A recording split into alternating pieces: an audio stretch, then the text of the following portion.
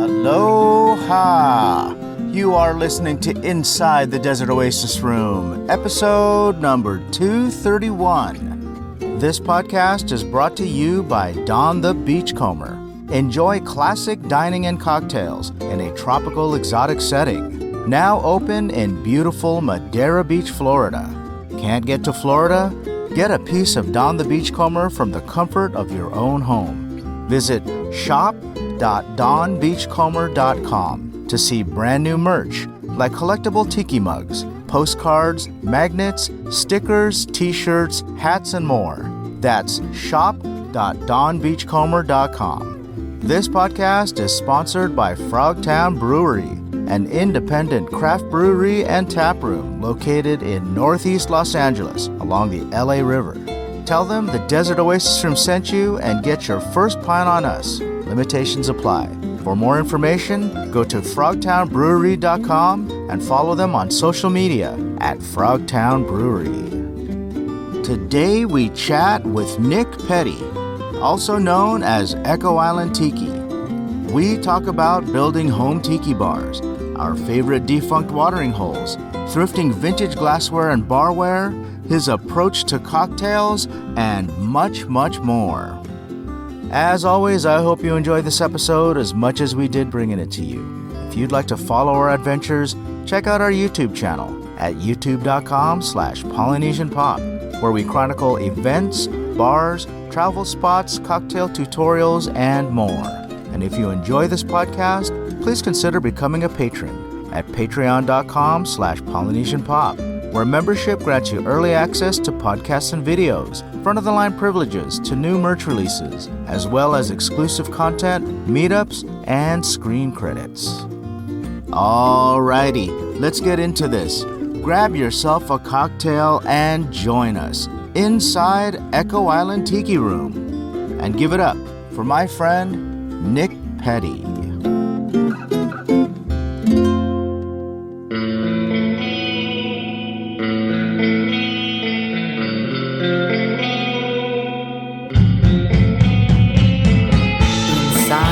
Desert Oasis Room.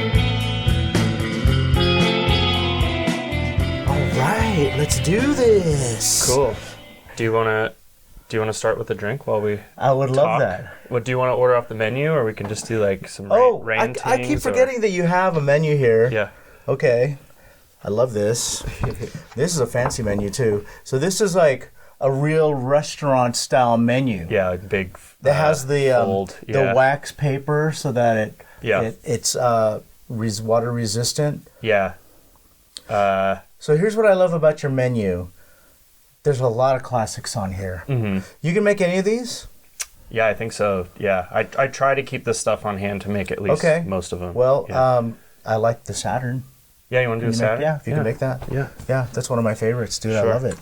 And it's okay if I'm like kind of loud here? Yeah. All right. Because people like hearing that stuff. You know, what's funny is when I record and we already have a drink in hand or we're not making drinks, people actually say, so what was going on? How come you guys weren't making drinks? Oh, yeah. They want to hear the mixer. They want to hear the shaker. Right. They want to hear all the noises of the tin and, and the jigger and all that stuff. So, yeah, because that's part of the personality of the show, right? So we're having a cocktail and we're recording a conversation. They want to feel like they were at the bar. They want to live vicariously through us. You know, being in Southern California, we sometimes forget that we have an embarrassment of riches in regards to home bars. Mm-hmm. So we've got a few people out here in LA who's got some really great home bars, like our friends Michael and Alan. Yeah. And Ron Farrell's got a really great one. Yeah. And then there are a few more for people that I don't really know that well, but I know that their bars are out there. Right. And then we've got a bunch out where I'm at and in the Inland Empire, and we've got some in Orange County. And, yeah, it's pretty amazing. Yeah, North County and all that too. So, and there's stuff out there that we don't know about too. People that aren't as online in the public eye as we are. So yeah, I think about that all the time actually. Like, man, I bet there's some cool ones that we haven't even seen photos of. Yeah, you know that there are. So do you have that book by Tiki Tom Tom, the Polynesiacs book? I have not picked it up yet, but I have taken a look at it. Because if you look at the map, Uh-huh. there's a lot of dots in the Southern California. Yeah, of course. Well, I feel like it's so a part of the Southern California culture. The culture, you know? yeah. Or at yeah. least, especially the tiki used to culture. be. Yeah. Yeah. Yeah, that's what I mean. I don't know, if to me it's like, obviously, like, there's cool tiki stuff everywhere and anyone from anywhere can enjoy tiki, but I feel like when in California, I feel really like connected, you know. Tiki and California are kind of the same. Yeah, it's like milk and cookies. Yeah, exactly. Right. So I always say that, like, you know, growing up, we've had all this tiki iconography around us. Mm-hmm. I mean, for decades, before we were even alive, right? Yeah. And, yeah. I use that example all the time. Milk and cookies, peanut butter and jelly. Right. What are some of the other pairings? Mac and cheese. Mac and cheese. Right. Oh, I haven't heard that one before. That's a good one. I like that one. So, yeah. So, you have a great bar here, by the way. Yeah, thank you. Let's talk about your bar, the Echo Island Tiki. Yes. So the first time that I got to enjoy your bar was when you were in a different place. Yeah. And the room was equally as small, it feels like. It was actually smaller, if you can believe it. Was it smaller? Yeah, you could like jump from like one corner to the other corner. What are the dimensions of this room? This one's, I think, 8 by 14 or 8 by 16. 8 by 16. Okay. Yeah, I think it's 8 by 16, yeah. Okay. So it's a little bit bigger, and the ceilings are a little higher. The ceilings were really low in the old one.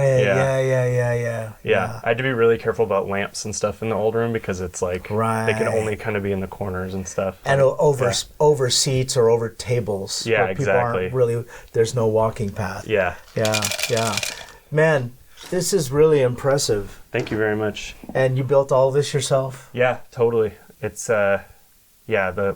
all say, the labor of love, you know, to just make a crazy tiki room in your house. Was it inspired by any specific bar that you visited? Mm-hmm. No, not a specific one. I just think like tiki as like just a well-rounded whole, you know? But I've definitely like aped a bunch of stuff that I've seen at other tiki bars, you know? Yeah, we all do, right? Yeah. I like your 3D, it looks like a velvet. Is that velvet? It's not velvet. It's actually just on wood, painted on wood. So for the people that aren't watching the video, there is a shadow box, or it actually used to be the closet. The closet with the doors popped off. It looks like a shadow box the way that you've built it, with the shelf, and you've got foliage in there. Giant clamshell with like a I guess it's supposed to be a pearl that's got a light in it. Yeah, glowing pearl of wisdom. And then it's a glowing. The paint is like, I guess like you could just call it glow in the dark paint. Yeah, right? Yeah. It's just blacklight paint. It's a blacklight piece paint. of wood painted black. But it looks like a black velvet. Who painted that? Joseph Dunn, Jungle Riverboat, if you know him. Oh, He's out of Tiki. He makes cool stickers and tote bags and stuff. I didn't know that he did that kind of stuff. Yeah, I don't think he ever has before, but I asked him if he could and would, and with some sage advice from Michael, who we were just talking about, because their bar has something similar, but it's a different scene. Theirs is like a volcano and stuff. Who painted theirs? Michael painted theirs. Oh, he did? Yeah, he's, I mean, as we all know. Of course he did. He's not going to hire another artist. Yeah. He's an artist himself. Yeah, exactly. Super talented. I aped that off them, and I got some advice from Michael about it, and like I talked about earlier, I copied stuff from other tiki bars, including from my friends' tiki bars. We all do.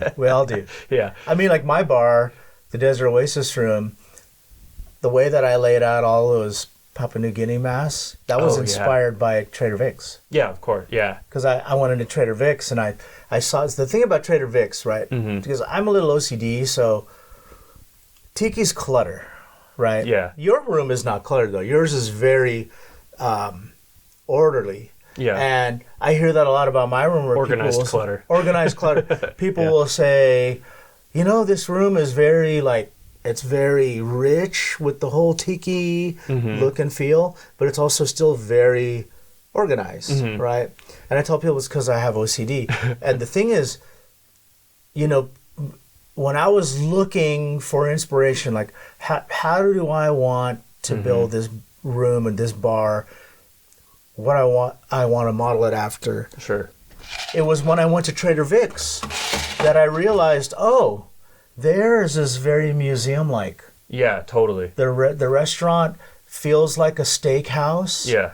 But it's still tiki, but it's not cluttered. Yeah. Right? Like it's very museum-like the way they display their tikis and their masks. I love the way you have your like masks laid out, and then the color and style organization of all your mugs on those like lowboy shelves is super cool. That's the OCD kicking in. Yeah, but I think it totally works, you know. And I think just in terms of like clumps like that, like you said, like you have the one section of your wall that's Papua New Guinea masks, and then there's kind of like I actually have something similar in here, and it's like something that probably most people wouldn't notice, but it kind of helps with the flow of these rooms, like and it not just feeling like a bunch of crap, you know, like just being intentional. Like these 3 panels right here, I have, you know, like a nautical panel, a Hawaii panel, and then that last one is like the Disney kind of theme park panel. You know, I have like postcards from like Parrot Jungle and Monkey World and all these like weird defunct theme parks and stuff on that last section. And you did it too, rule of threes. Yeah, exactly. 3 panels. Yeah, I love it. Love it. The ceiling too is very rich in decor. Oh, and you've got all this big bamboo in here, which is what a difference. Like the shadow box in the closet. Yeah. The giant bamboo. That was something between the first version of Echo Island and this one that I had to have. I wanted big fat 8-inch bamboo, you know, in some of the areas. So man, that's where'd you find that? I got that from OA, like right before they shut down. Yeah. I had a lot of trouble with this. I had a lot of trouble rebuilding the room and relocating it because it was like right on the cusp of that. So they were really low on a bunch of stuff, and it was really hard. And they were slow to get back to me. And thank you. You did an awesome job. And every time, like any great tiki bar, every time I come in here, I see something that I didn't see before. I'm seeing a lot right now that I didn't see before. Even my best friends say that, you know, like who come here all the time. Yeah. So that's, you know. Oh, man, I take that as a compliment. I appreciate it. It's so great, man. It looks so good. It looks so good. Thank you. Thank you very much. And I love being here because, you know, the escapism. Yeah. The escapism of, we could be at a commercial bar, or we could be at a home bar, and I enjoy it equally the same. But I think, like we talked about this earlier, I think I enjoy the home bar, hanging out in a home bar more than a commercial bar. I totally do. Because we're everyone's with our collections. friends. Yeah, you're with your friends. And then everyone's collections are different. Yeah, different styles, super like, you know, rich, like actual, like, you know, cool vintage stuff, like and stuff that you can't have in commercial bars. Yeah. Right. I said this when I went to your house. Like, I love going to other people's home bars because I feel like I'm when I'm at your house, it's like I'm seeing in like Adrian Tiki vision. Like I'm like literally I'm looking at your like perfect idea of like a tiki bar manifested, you know. And same thing when I go to Michael and Allen's or Ron's house or any of the really good. Well, this one's pretty good, man. I mean, and actually like good is not a strong enough word. This bar's pretty great. I'll say Thank you. So, I always say small but mighty. It's a super small room. I love it, man. But you know, everything is done very well. All the things that you hung to, you can tell is very curated. Yeah. You know? Like you're not just throwing up anything. Yeah, I'm not like a huge like collector. I mean, obviously I like, you know, pick in and go into flea markets and stuff just like anybody, but I'm just I don't have like the drive for it so much, so I try to be really careful with my purchases, you know. Yeah. And I don't like spending money, so oh yeah, I have to get really creative with like cheap crap and be like, oh, I could touch this up with some paint and make it look cool. I still keep seeing things that I didn't see the last time. Actually, excuse me, I have to spindle your drink. Yeah, do that.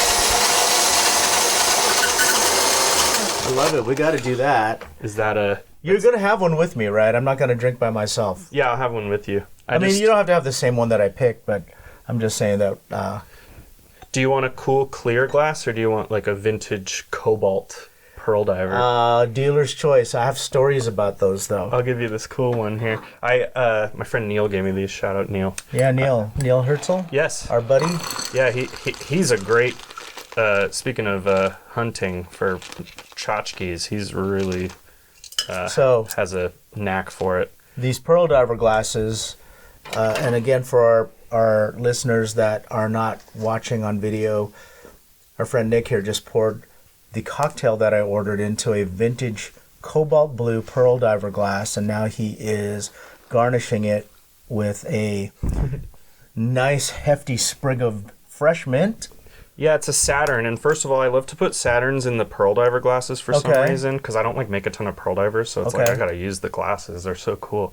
But also I just put mint on every drink because it's like I'm not picky about the way it's garnished, although like it's not garnished the way you typically see a Saturn with the cherry and the orange ring. It's just like, you know, when I get ready to have friends over, I'm gonna go buy some mint, and then it's like, well, I got to use all the mint, you know? Right. A beautiful drink's a beautiful drink. Yeah. Yeah, let's find a cool swizzle for you, too. Ooh, we're putting a swizzle in this one. Yeah, you know, it's part of the fun. Let's see. Oh, here's the Golden Tiki. I'm from Las Vegas, so we'll go Golden Tiki. Golden Tiki. Love it. All right. All right. So I'll wait for you to make yours so that we can drink together. Sure. Thank you. No, gotta have the napkins. Echo Island napkins. You know what? I do like, so how much do these cost to have done? Are they expensive? They're not super expensive, and like if you order them one time, or at least like just subscribe to the, you know, one of these companies that prints these, like you'll get promotional emails, you know, 25% off or whatever. So it's like if it was going to be $130, maybe it's only $100 for, you know, and like I've had these for probably a year and a half and I haven't had to print new ones. Okay. So I'm going to have to get some. Yeah, you should. Get some made. So. Actually, shout out to Michael Ulenkot one more time because he designed both of these napkins. I was going to ask you that next. Yeah. Michael is such a talented artist, man. He's awesome, yeah. Yeah. They're both the coolest. He designed the glasses for Tiki Tea a few years ago. Yeah, those are awesome. They're my favorite design that they've ever sold, that they've ever carried and sold. Michael's just so talented. It's got like a village or something, right? And then it has the building, right? Yeah. Well, it looks like it's on the beach. Like it looks like a hut on the beach. Oh, right. Yeah, he did such a good job with those. So. Yeah, I'm a fan of those too, and the colorways they've done are really cool too. Yeah. Awesome.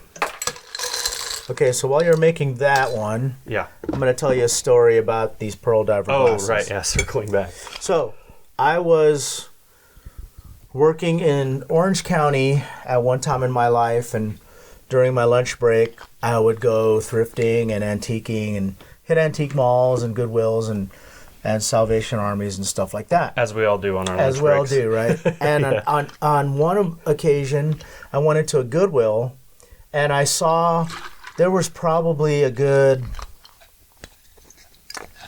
somewhere between 9 and a dozen of these pearl diver glasses. No way. And they were that kind of turquoise green, kind of like the green of this bottle, but a little bit lighter. Yeah. You know, and stupid me. So here's the thing: there was this thread on Tiki Central I had just read, like the week before, where people were saying, "What's the difference between the vintage ones and these new reproductions?" Because there was a new reproduction that had just been released. Yeah, and like people were talking about right. They were talking about the height of the glass and then the number of ribs or nodes on here. Right. Yeah.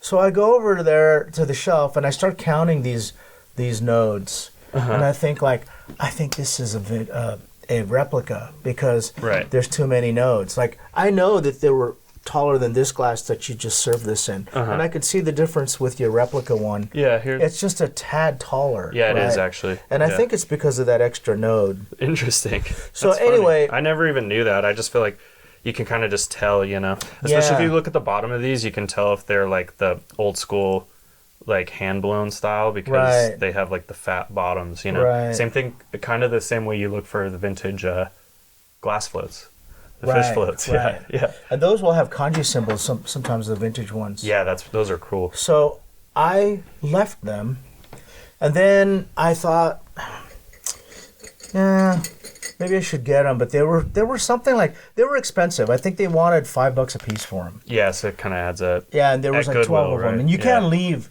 one or two, you got to take them all with you, right? So I'm going to take a picture of our drinks together. Oh, sure. So I made a comment to someone, I think it was Ron Farrell. I called him and I said, hey, what are your thoughts about this? Because he was using glasses in his bar. Yeah. And the Pearl Diver glasses. And he said, what's the question? And I said, like, is it authentic, And he's like, well, whether it is or isn't, get them because they still make a nice drink. Yeah. Like still whatever look you cool. put them, they still look cool, right. And I'm like, yeah, you're right. Uh-huh. So I went back and they were gone. Oh, I knew that's where this was And I headed. thought, and that was one of the biggest regrets is me leaving that, right? Yeah. And I still kick myself to this day. And I only recently got replica ones this past Christmas season because and they're way more expensive than $5 a pop. Right. Yeah. So a friend gave me, they come in pairs in the box. Yeah. And they got me 2 pairs as a Christmas gift. Oh, that's awesome. So I have them at home. Yeah, so you have a good set for around. So now drinks. I have like 4 of them for drinks. That's cool. And I thought to myself, like, I could have had these a long time ago. Yeah. I'm such an idiot. They're amazing, But there's a lot of stuff like that we leave behind thinking, you're kind of on the fence and you leave it and then you say like, I should have went and got that. And you go back and it's gone. And so now like I have this kind of attitude of you just can't leave anything. Yeah. If you don't know, just go get it. For sure. But then I also have a lot of junk now because of that attitude. Totally. Yeah. So that's how, going back to our friend Neil, like that's how he is. He just picks up everything. Just get it. After he already has it in his hands, he does a little research and tries to find out about it. Yeah, and then yeah. He's like, oh, do I... And then usually, he's just such a cool friend that, like I said, like he just gave me these. Like he was like, wow, it was a birthday gift, but I love still, it. it's like... I love it. And these ones, we only have 3. So it probably would have been a set of like 4 or 6 with a pitcher that matches too, and the pitchers were ribbed as well, which is cool. Yeah. Oh yeah, I saw pictures too, but I want to say that there were other like matching stuff. Yeah, they were like always in matching sets, and I've seen like green ones and stuff, but online I've never seen these dark blue ones. So these all right, cobalt let's ones, do cheers. Cool. Oh yeah, for sure. Cheers! Thank you for the cocktail. Thank you. Thanks for coming by. Thanks for having me. I have cinnamon all over the bar here from lighting drinks on fire. This is delicious. Oh, thanks. So let me ask you, what is your approach to your cocktails? My approach is not super exciting. I'm a pretty devoted spec follower, but there's different specs, different ratios for all kinds of different drinks, and so it just takes kind of trial and error to find out which one works best for you or best for the the types of rums you have or what your limes taste like or whatever. And so when I first started trying to make my own cocktails at home, I was just deconstructing existing cocktails until I learned later that there were certain formulas that you could follow. Right. Like the Planter's Punch formula, 1 of sour, 2 of sweet, 3 of strong, 4 of weak. And then there's a daiquiri formula. Yeah, of course. And then there's they call it the golden ratio. Yeah. So I started following those, and it actually helped me out a lot because when I go to a party and someone just sets out mixers and spirits, I can make a decent cocktail. Sure. And it's actually fun to kind of play around and figure something out. Yeah. I always do that at the end of the party once people have had a few. So how did you start? It doesn't the taste doesn't matter quite as much. How did you start? Were you doing the same thing? Were you like, when the taste is like when people are out looking for a drink and you're, Yeah. You're like, oh, here's another batch of slop for everybody. Right.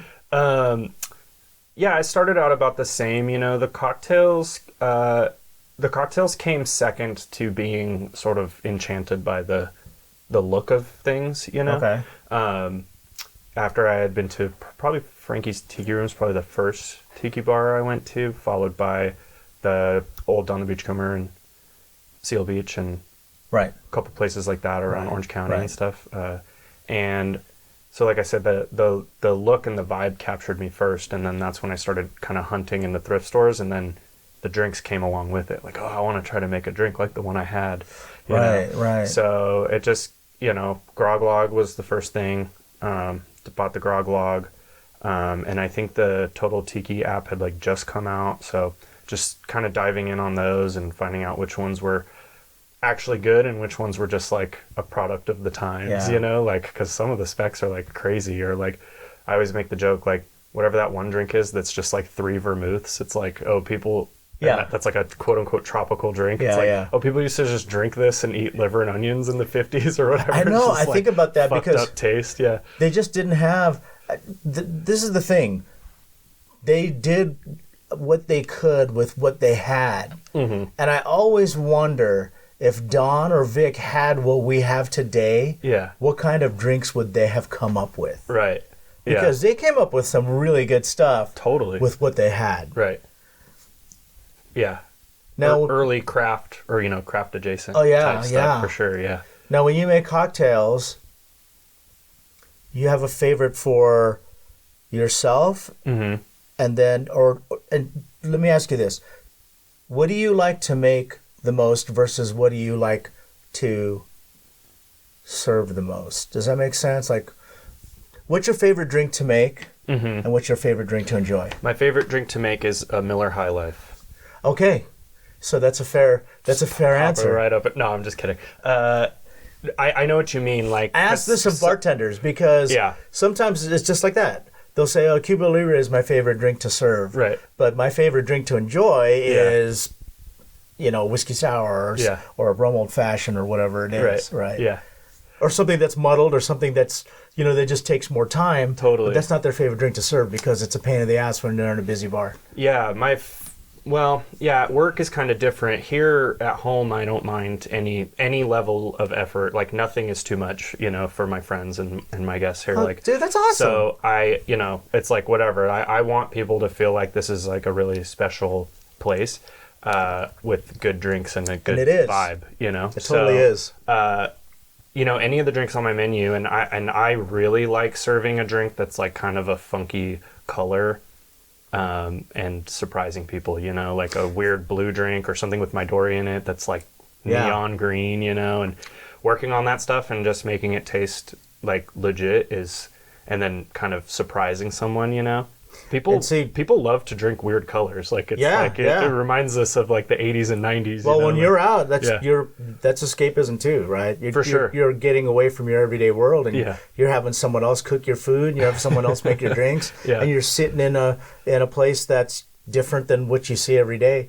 But some bartenders lean towards that, right? Where they say, I like to make something to wow people. Yeah. I like to make something that when I serve it, they're blown away. Whether it's via presentation or flavor profiles, or maybe it's something that brings back a memory for them that is nostalgic. Totally. Yeah. Yeah. I really like doing large format drinks too, in the large ceramic bowls with the long straws and stuff. That just is like, you know, it's just a total party starter, party keg, you know? And we talked about the traditionals. Yeah. Traditional cocktails. That you like to lean towards those as well, right? Yeah, definitely. I'm like I'm kind of not like a purist in any way. Like, I always like, you know, like I like what people do with you know, their own style, bring their own flavor to it. But like, I just love classic drinks, you know? And I think, like, we were talking about this earlier, like I think every bar menu could get away with just like having like a list of classic drinks, you know, including tiki bars, you know. Yeah. There's classics for a reason, and there's so many classic drinks. It's like, how could you have possibly tasted every one, you know? Dude, the classics are so timeless. When you think back at when some of these drinks were invented, it was 250 years ago. Yeah, some of them, yeah, sure. You know what I mean? Am I miscalculating that? Like in the 1800s, right? Yeah, there's stuff from the 1800s or even like 100 years ago, you know, Prohibition era drinks. You know, 1800s, 1700s, like that Planter's Punch comes from the Caribbean, and I think like late 1700s, right? I always wonder about this, and maybe I'm just like super dumb, but like, I mean, they didn't have like ice cubes, right? Are they just drinking this stuff warm? Or do they just add water? That's a great question. This is when I'm like, actually, I'm super dumb. Because I have like never no idea. Thought of that. Yeah. Wow. Okay. Like, there's no way, right? Yeah. Well, so people are going to correct me on this, and Yeah, sorry, everyone. no. Right, it's okay. I get that all the time. But Sorry, everyone who's smarter than me. right. So let's. Which No, is a lot of what I was people. going to say was the Planter's Punch. One of sour, two of Sweet. sweet, three of strong, four of weak. Uh-huh. How old is that? I know don't it's know. documented. That's old, but that's like from the 17, Caribbean, 17 right? 1800s. For sure. 1700s is 250 years ago. Uh-huh. Late 1700s. Late 1800s is 150 years ago. This is all pre-prohibition, and it survived prohibition. Mm-hmm. So we go into prohibition for 13 years. Mm-hmm. We come out, and 100 years later, we're still serving, or almost 100 years later, we're still serving these classics. Uh-huh.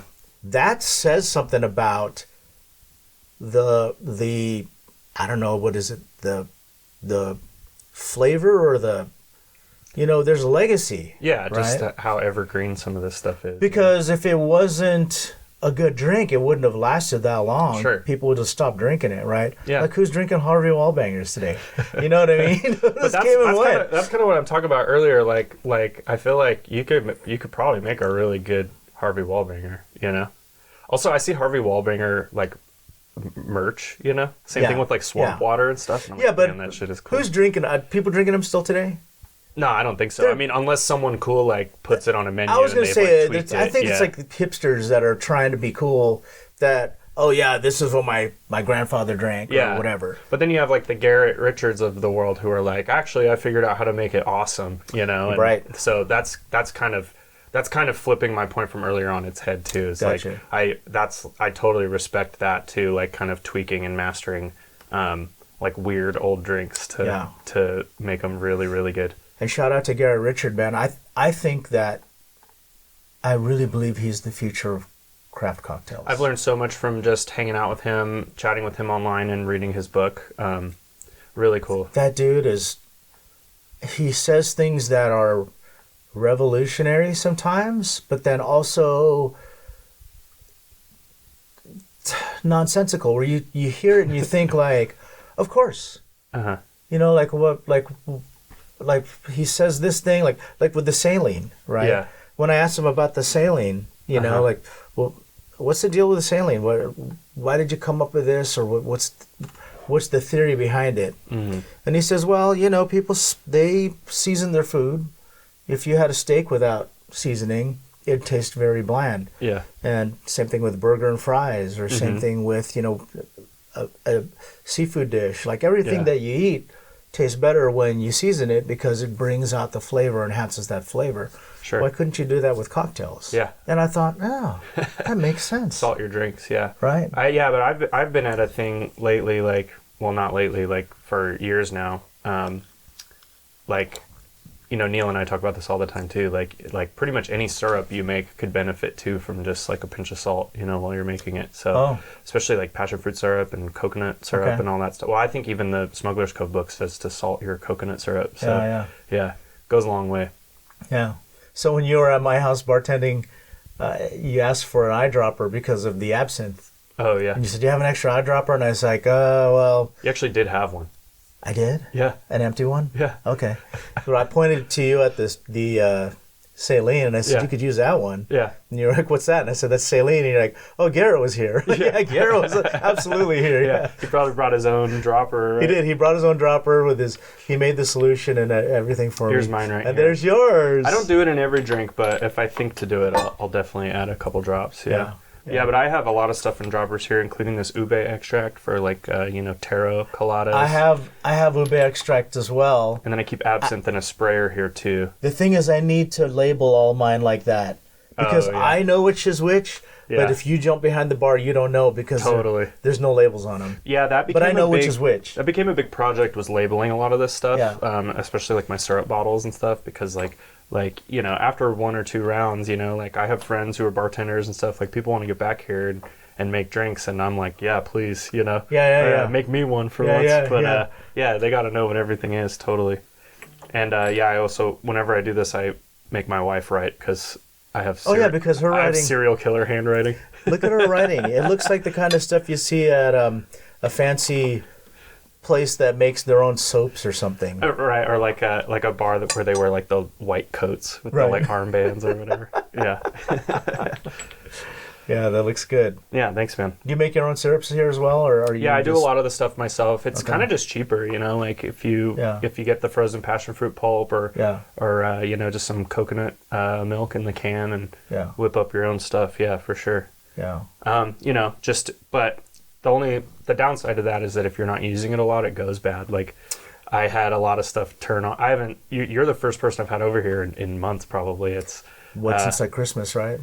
Yeah, we had a holiday party, but that's kind of different because I just like set out a big punch bowl, and kind of let people have at it. I'm not actually like working my Christmas party, but yeah, in terms of just like sitting here and like making drinks a la minute, I haven't done it in months. Well, this is special being in here because I've been reflective about the time that we've been spending together, and it just kind of happened, and I'm super stoked that like we're hanging out more than we ever did before. Totally.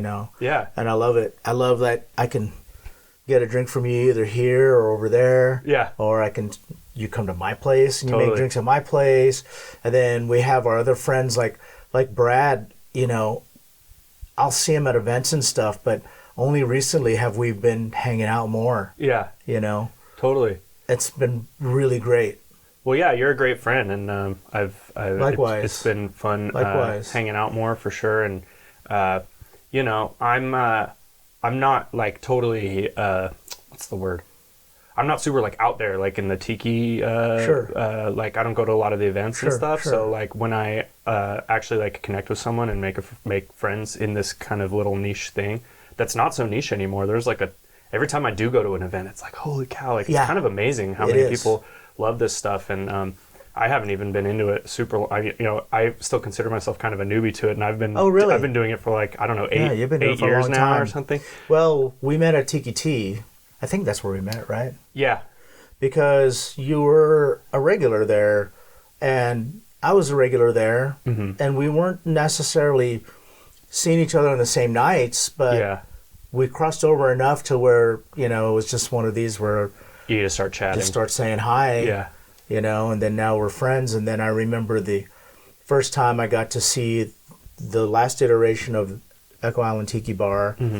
It was such a treat for me because, you have to be invited to these things. Right. These aren't like things you can just walk up and walk through the door when the hours are open. Like these are private homes. Totally. So getting to see it from that insider's perspective that you were invited to go see this place and and I walked in and like, wow, they have their own menus and the napkins and what size is this room and how did you do this and how did you do that and then seeing what you did here after moving out of there. What blew me away the most of that place was the after picture when you took it all down when you moved. Oh yeah, I took that down off my Instagram, but maybe I'll put it back up because it's I had it in like a carousel, like 4 or 5 photos, a tiki bar in reverse. You always see people do progress pics, but never like. I saw that and I thought, wow, it's like nothing was ever there. Yeah, it looked perfect. The de-evolution. Yeah, that was kind of that was by design. I learned.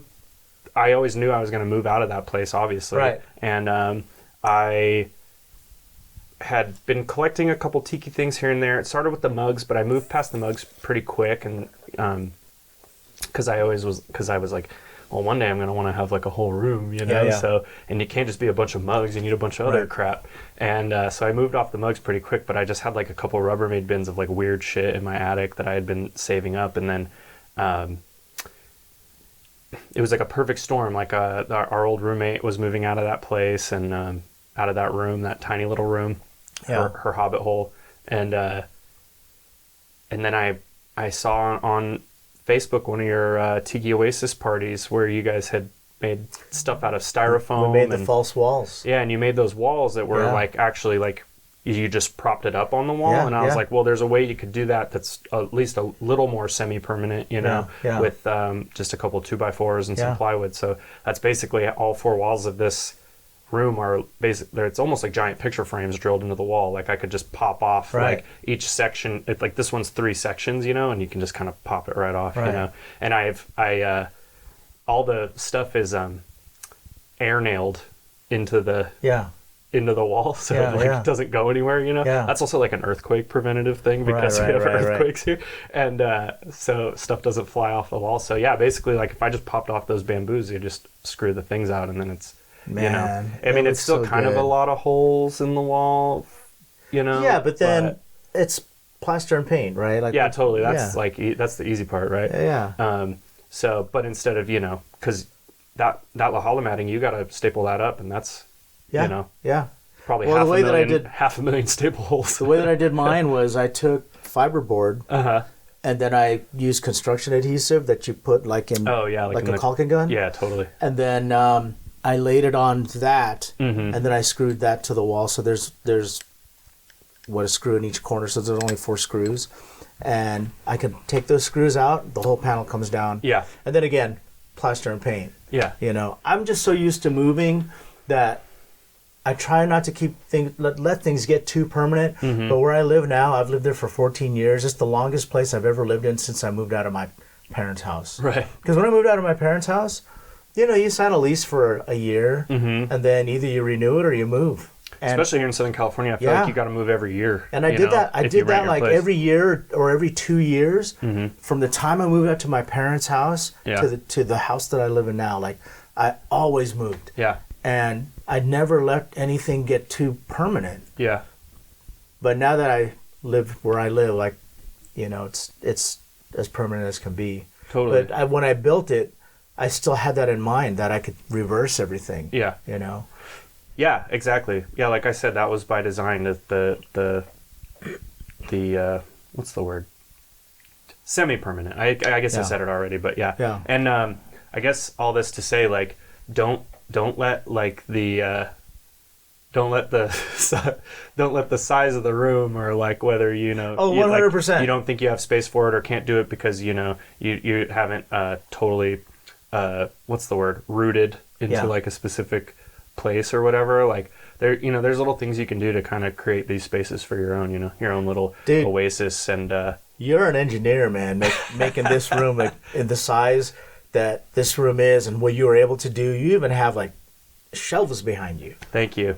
Yeah, these were old 90. This is funny. I picked these up off Craigslist from this like scary storage unit near Skid Row, and this guy had clearly had these in his storage unit since the 90s, and he was like, oh yeah, back in the 90s, like we had these unfinished pine furniture stores everywhere, and you don't really see it anymore. And he was like really into the fact that it was like unfinished pine, but that's why I bought them, because I was like, oh, I won't have to sand or anything. I remember like, those stores. I can just like stain that up and carve into it, and like I just didn't tell him like, oh dude, you don't even know, I'm gonna torch these, stain spray, top of cloth, lights, router, like I'm messing these things up. Dude, I'm still seeing things I haven't seen before. I used to have a fish in here, rest in peace. Oh, Fishy. did you really? Yeah. That's an aquarium. Yeah.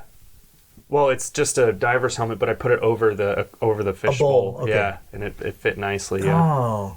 Yeah, Was and I it could lit? feed him through the top. Yeah, it was lit up blue and stuff. But he lived old for a beta fish. He was like 2.5 years old. Yeah. But yeah. Oh, he's a beta. Okay. Yeah. They live pretty long, don't they? Yeah, well, my mom kept one. My mom kept one that they like won at like a street fair for like 7 years or something.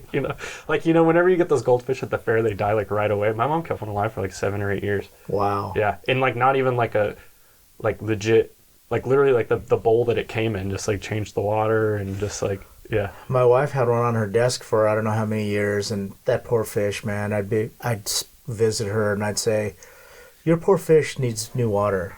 You need to change the water. Yeah. Yeah. And I don't know what happened to that fish, but she had it for a long time. And she babied it in the beginning. Yeah. But then they get lazy, like sure. It's like, hey, look, this is a living creature. Take care of it. Yeah. Don't let it suffer. Yeah. So. Yeah. I feel that. Yeah, I feel like people would be like, oh, you have a fish in here? That's really weird. And I would be like, well, usually I would move him out into the kitchen. So I'd only bring him in here and put the diving just for like a helmet party, on it. right? Yeah, like for people came over or whatever. It'd be like, hey, he doesn't live in the dark 6 nights of the week or whatever. while you're looking around, I can point out some of the things I'm more proud of in here. Okay. Well, so there's a few things I want to comment on. Sure, go ahead. So, is that an Oceanic Arts catalog? Yeah. So you have an Oceanic Arts catalog there. I didn't notice that before. Yeah, and I'm crazy because like I obviously like no one ever thought that would be like a collectible. Like those just used to be on the counter there. Right. And so I glued it to my wall and sprayed it. With I can get it off, you know, but it's like. But the other funny thing is that I sprayed it with paint, you know, like everything I put up in here, I touch it up with a little bit of like tinted lacquer and stuff. So try to give everything kind of like an aged vintage look, you know, even if it wasn't. I get it. It's funny that I've like painted it because now like you can like those things go like, you know, 30, 40 bucks on not that I would ever sell it, but it's just funny. Like, well, it looks perfect. Thank you. Appreciate it. This is from Oceanic Arts too. This is a Leroy canister. Oh, nice. I know, I have tons of Oceanic Arts in here, actually. Okay, so a couple questions for you. Sure. This Hamilton Beach mixer. Oh, yeah. What's the story of that? So I've never seen one like that. Yeah, this is just like a straight up blender. It's called... It says bar mixer. Bar mixer, yeah, but it's not like the top down spindle mixer. Right. Like it's just straight up like a blender. Right, like a blender. I went through like a total blended drink phase. Okay. And I was loving making blended drinks in here. Back to our thing about like making what's kind of considered lowbrow, you know, like kind of fancy and craft. Yeah. I went to the Manolito in New Orleans. Yeah, Manolito. And it was like my third visit there or something. Yeah, and I just got to chatting with the guy, and he was like, dude, I have my grandma's Hamilton Beach mixer from Kaz. Shout out Kaz. I don't think he works there anymore. But he was like, but you can just buy them on eBay, like $50. And so I just did like a quick search, and I just right there, I just had it like sent straight to my house, you know, and it just, I had to find, like, I wanted to be making blended drinks in here without going to the kitchen and using my blender. But if I'm going to keep a blender in here, it has to match the look. So Does that work? Yeah, totally. I was going to ask you when we do our drink video, maybe we do a blended drink in here. Okay. Yeah. Yeah. If you want to do that, like it's like such a relic, you know? Yeah, it's cool. It'll be cool to show it off. Okay, so a few other questions. Mm-hmm. Who did that Tangaroa? This tiki right here? No, the one in the frame. Oh, shout out Jungle Riverboat again, Joseph Dunn. He used to vend more often than he does now at some of the events, and he like at the Elks Lodge thing back in the day. He used to just draw tikis on cardboard and then cut them out and sell them for like $3 or something stupid. So that's what that is. Yeah, and he was just like, that's cool. Like, why not 10 or even 15? You know what I mean? Like, literally, it would be like pennies. And I just glued it to some black paper on the back and framed it in a gold frame, and it kind of like it stands out. And he would do those on the spot or something? No, he would just like show up with them, or he would like maybe do it while he was sitting there at the event or whatever. And I just thought that one was really cool. That's super cool. Yeah. Okay. So yeah, it's like, and that's another thing like we were talking about earlier, just like kind of showing off how cool your friends are, you know? Yeah, totally. Okay, you have... He's drawn a few things in here too, that Tiki T, like Kontiki logo. That one right there, he's a good buddy of mine, man. He designed my matchbooks, and and yeah, he's done a lot. I know him. I mean, I don't know him super well, but I say hello when I see him at, you know, he'll walk into Tiki T every once in a while. Yeah, he's really cool and a talented artist. Yeah. Okay, you have a plantation bottle that's been cut down. Oh yeah, this is a gift from my friend Nick. It's just a candle. That's cool. That's creative. Uh-huh. Because now it makes me think, oh, I should hang on to my bottles. Yeah, I do too. I have the glass cutter, and once in a while I'll do it. Like I made that thing, you know, and that's like we were talking about copying people, you know, like I've seen that at a million bars. But you know, if you go to the Hawaiian Room in, I think it's Downey, they have a whole wall of them. Oh, that's cool. Yeah. It's all vintage. Yeah, that's cool. Next to this plantation bottle is like some 70s Bacardi. Okay. I have like some 70s. I have some 70s Jim Beam down here that we actually drank on at the Christmas party. Love it. Yeah. So, wait, hold on. I was gonna point something else out to you. I don't even remember. Well, there's a few things here. So, tell me about the karate bucket. So this is a shameful story. So early in my journey, before I kind of learned about the bad mana of stealing tiki mugs, Oh. When I was about 21, I stole this from the Good Luck Bar. Oh, I've stole stuff from there. Yeah, but now I don't. I mean, they closed, and They're gone. They were going to close it whether I stole this mug or not, unfortunately. Yeah. But now I'm glad to have it because remember they used to have the drink called Karate Punch, right? And they clearly just like filed this down and wrote Karate Punch on it, right? And it has the two guys doing karate on the bucket but that's mug. Great. So, that's a cool one. Now I'm glad that I stole it because they obviously closed without warning and. Well, there was a rumor that they were closing at one point, like a good year before they ended up closing. It actually happened, yeah. And a bunch of us were at Tiki Tea, and we were like, oh, they're going to close. Mm-hmm. Let's go down there and have one drink and try to enjoy it while it's still around. We left Tiki Tea. We all walked over there. There were maybe like 6 of us. Yeah. Had a drink or two, and then walked back to Tiki Tea. Yeah. And one of our buddies... It was always a good way to break up like a Tiki Tea night, you know? Like if you're going to walk to the Dresden or something. That or El Chavo, which is next door. Yeah. Like, that's gone now. Yeah. And one of our buddies was missing from our group. We got back to Tiki Tea and I'm like, where the hell is he? And about 10 minutes later, he's walking down the street and he's got his trench coat on. Uh-huh. And it's closed. And he's walking funny, right? He's walking kind of weird. Yeah. And when he gets to the door, he opens his trench coat. Yeah. And he's got one of every mug in there.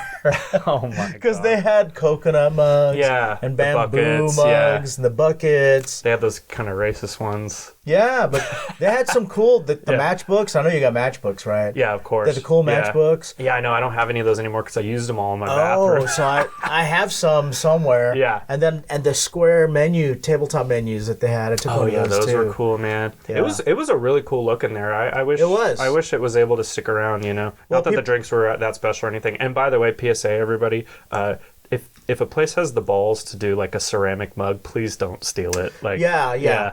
This is a lesson learned. Like I said, I have guilt about it. So yeah. So really, a place will only have the character it has as long as everything's intact. Yeah, totally. So if you start stripping stuff away, then that's not good. Mm-hmm. Yeah. But again, this happened because the rumor was they were closing. The rumor was a pretty strong rumor. Well, yeah, and they did. And I didn't take it. He took all that stuff. But I did after we knew that it was going down. Yeah.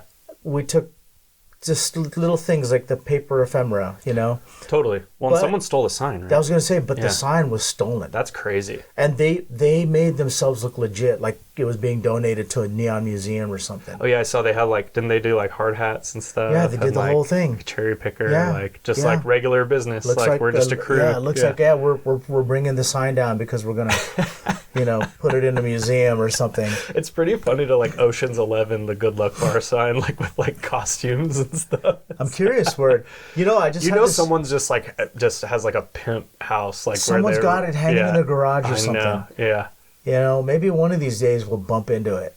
We'll see it. We'll be like, you motherfucker. Yeah, exactly. Yeah. Yeah. Yeah. Well, yeah, PSA, don't steal stuff. Yeah, including the signs off of the sides of buildings. Including the signs. Yeah. 2 more quick things you might think are cool. This lamp and this lamp are from Kelbo's. I was going to ask you about that. What about this float right here? So that one's really funny. I bought that off of a guy at one of the events, and he gave me a discount on it because he sanded it, but he over sanded it. There's actually a pufferfish in there, but you can't see it because he over frosted it. Okay. And then the really funny thing is if you look at it from this angle, you can see the googly eye fell off the... I see it. It's just sitting there on the bottom. That's hilarious. Yeah. I always think about trying to fix it, but I'm like, whatever. It's funny to point it out. Yeah. Yeah. So that one. This lamp down here supposedly belonged to Poison Ivy from the Cramps. Oh, really? Yeah. I have a friend whose uncle directed their Ultra Twist video, which is actually really rounds out the Tiki conversation because Sven was the DP on a few of their videos. That's right. If I'm correct. So yeah, there's. He was the DP on Madonna's Borderline video too. That's really funny. Yeah. But anyway, so yeah, just another cool roundabout Tiki thing. This Tiki lamp, he gave it to my buddy because he heard I was a Cramps fan and had this Tiki bar. So he was like, "Oh, give this to your friend with that cool Tiki bar." Wow. Yeah. And then I can't believe you're able to wedge these Whitcoast chairs in here. Yeah, that's a struggle because they're pretty large. I bought those before I ever had space for them. I was working at Nickelodeon, just bored out of my mind, and scrolling Craigslist every single day, and those popped up for an amazing price that even back then I couldn't afford it really, but I had to, like we said, sometimes you just can't leave stuff behind. I had to do it. Yeah. You got to do it. So, and the guy had reupholstered them himself, so they have brand new upholstery on them. Yeah. Well, they look great. Thank you. The leopard print Elvis style matches very well. Whitco thrones. Yeah, matches very well. Yeah. And that kind of leans into like another style of tiki I love. That I call leopard print tiki, or sometimes I call it speedy tiki. You know, our friend Speedy. Right, Speedy. Yeah. So, but you know, I feel like it fits in the room okay. You know? Yeah. Love it. Yeah. Everything looks great, man. What a treat it is for me to be here. I was so excited to come here. And actually, the last time I was here, I don't know if it was before the Christmas party or after the Christmas party when you did the pizzas. Oh yeah, no, that was before. That was like in September or something. Oh, was it? Was that long ago? Mm-hmm. It didn't feel that long ago. Maybe it was like October. Okay. But yeah, around then, roughly. But yeah, we made some pizza and had some drinks in here with Brad some and cocktails. Yeah. Alan and Michael. Yeah. Good old boys hang. Yeah, I love it, man. Such a treat. So, and I was honored to be invited because I even thought like, again, only now have we really been starting to hang out. But I even wondered like, so why is he inviting me? What? Because, you know, like we weren't really hanging out. But, you know, I was honored to be invited. So I thought like, yeah, I'm going to come, you know, because I love coming here. Yeah. And then it was Alan and Michael. And I didn't know that Brad was coming. Oh, yeah. And so I thought like, oh, like it's just us. Like, that made me even more like, so why did he invite me? So, hey, it's a meeting of the minds. It was great, Tiki man. Think tank. I don't know what we talked about. And the pizzas were awesome. Oh, thanks. And the cocktails were awesome. And then Brad showed up, and that was fun. So yeah, it's a good group, man. And I'm blessed to be a part of it, and I appreciate everything. I appreciate you being on the podcast and making me cocktails. It's an honor. I've never been on a podcast. Always taking care of me, and actually, this is your second time. Oh yeah, I guess that's technically true. Because I just edited the other one. Oh, did you? Yeah. I hope we didn't repeat any of the same. We did not. Nonsense. So the one that we did before is actually I released it on my Patreon today, so it's actually already out there. Oh, okay. But it's just on the Patreon at the moment. Yeah. The rest of the folks will get it in 24 hours. Yeah. But yeah, it was fun and you know, like I said, feel blessed that I'm all part of this. So thank you. Thank you. You're always welcome. Yeah, thank you. Appreciate it. You're doing the Lord's work, Nick.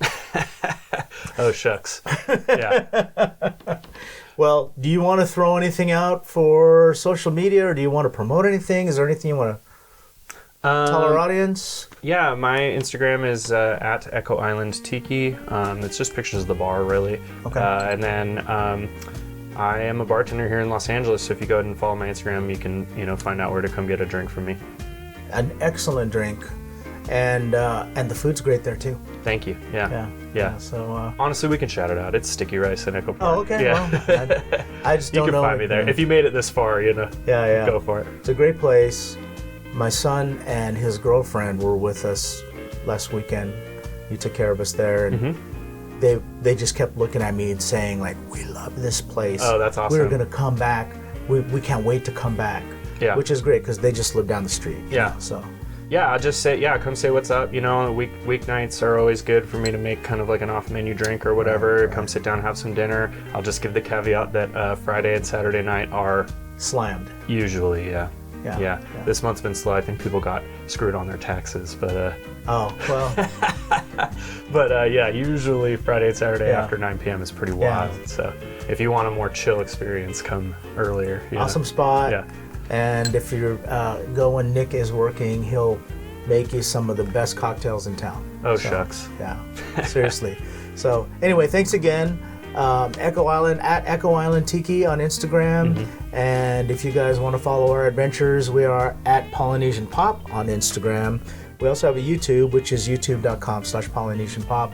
You can listen to our archive on our website, desertoasisroom.com. And if you'd like to help support the show, we have a Patreon, patreon.com/Polynesian Pop. And on our Patreon, we post a lot of exclusive content that you don't get anywhere else. And you'll also get front-of-the-line privileges for merch and other things. We do private parties for our patrons, and you'll get early bird access to all the content, the podcasts, the videos, and everything. All right. Well, thanks for listening to another episode of Inside the Desert Oasis Room. Thank you again, Nick. Yep. Bye. Excellent cocktails, and we'll catch you on the next one. Cheers and aloha.